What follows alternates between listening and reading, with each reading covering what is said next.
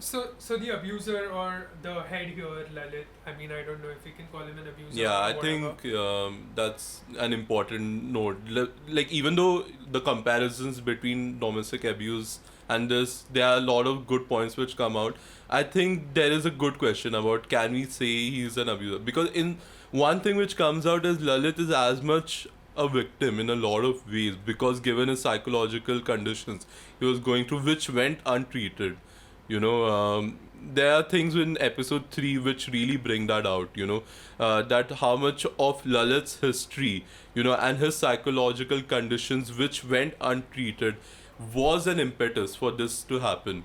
And the fact is that even though people have speculated that it's premeditated, maybe, he wanted it, the fact is even he went ahead with it, and his life also went ahead with it. So that at least gives a good reason to question, this.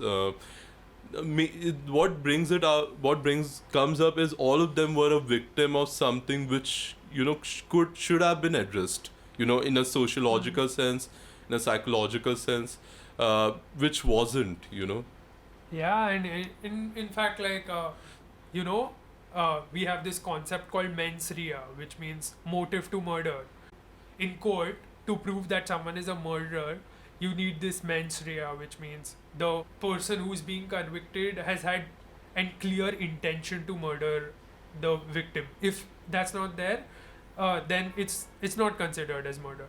So here, did Lalit have the mens rea? Did he know that he is actively killing these people?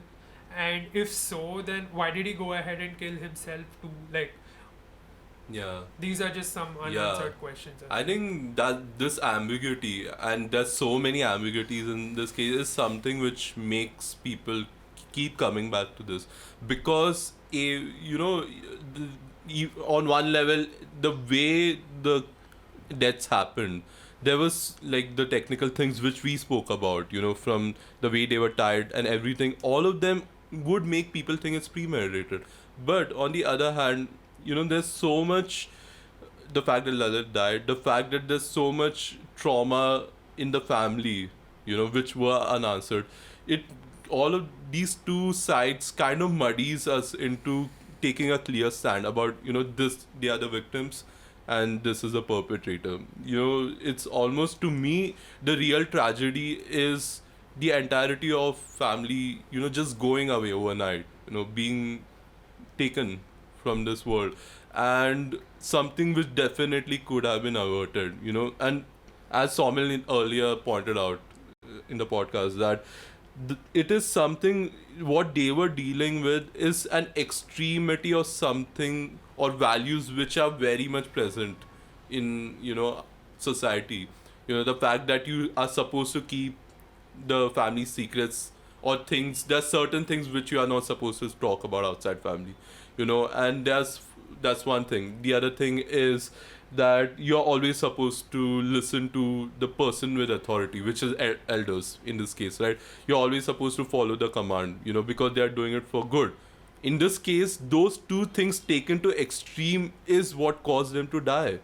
So I think what this case does is really makes us question, some of the fundamental things which are not out there. It's very easy for us to sit here and be like, in some sense sensationalize this case and be like, this is out there, this doesn't happen to us, we can separate ourselves from this case.